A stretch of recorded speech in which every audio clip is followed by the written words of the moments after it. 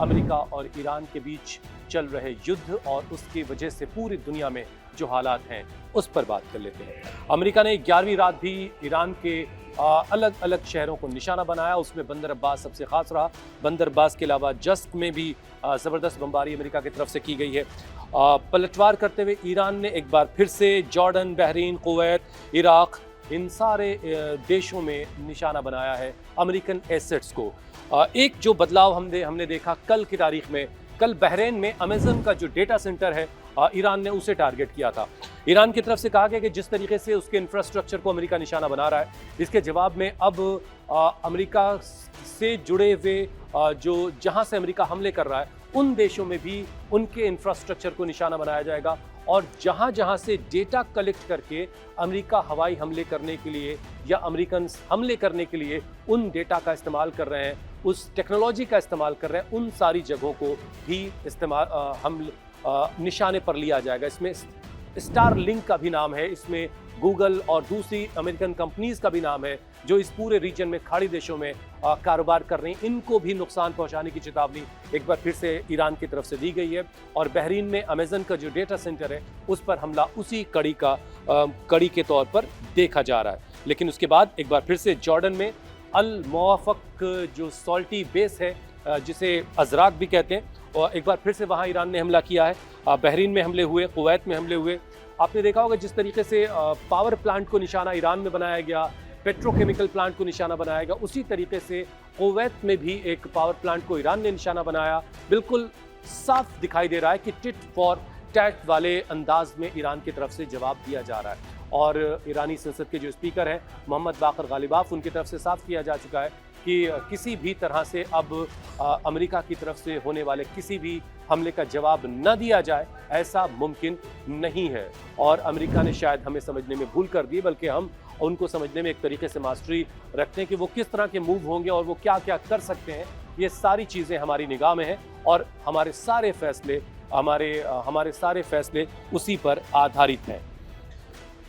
इन हमलों में जो नुकसान हो रहा है उस नुकसान की वजह से मैंने आपको बताया था कल अपने इसी वीडियो में कि किस तरीके से इन सारे देशों में जो अमेरिका के बेसेस हैं, यहाँ पर खड़े हुए जो अमेरिका के फ्यूल रिफिलर प्लेन्स हैं, इसके अलावा दूसरे जो फाइटर जेट्स हैं, वो यहाँ से पहले जॉर्डन पहुँचे। अब जॉर्डन से सटा हुआ जो इजराइल का जो हिस्सा है, पूर्वी हिस्सा नेगेव, जहाँ पर नेगेव में जो बेस है वहाँ पर ले जाने की कोशिश हो रही ताकि ईरान की मिसाइलों की रेंज से जितनी दूर हो सके खुद को किया जाए, यही कोशिश है। अब देखिए Oman, Qatar, Bahrain, Kuwait, Syria, Jordan, ये सारे, और इसके अलावा यहाँ इराक में भी लगातार हमले किए गए। एक मुश्किल और खड़ी हुई है, यहाँ हूतीज ने बाबल मंदब को लेकर के अब एक तरीके की चेतावनी जारी कर दी है कि यहाँ से गुजरने वाले जहाज़ों को निशाना बनाया जा सकता है, जिसके बाद कुछ जहाज़ जो हैं वापस भी लौटे हैं।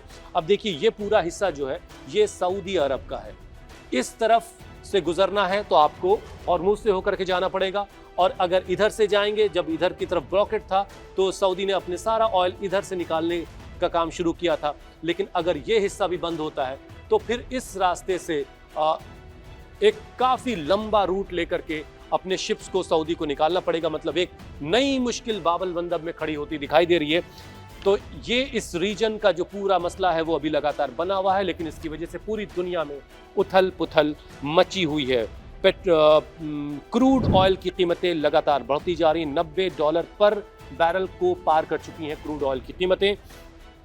बहुत सारे देशों ने में अपने नागरिकों के लिए इन तमाम देशों में ट्रैवल को लेकर के एडवाइजरी जारी कर रखी है।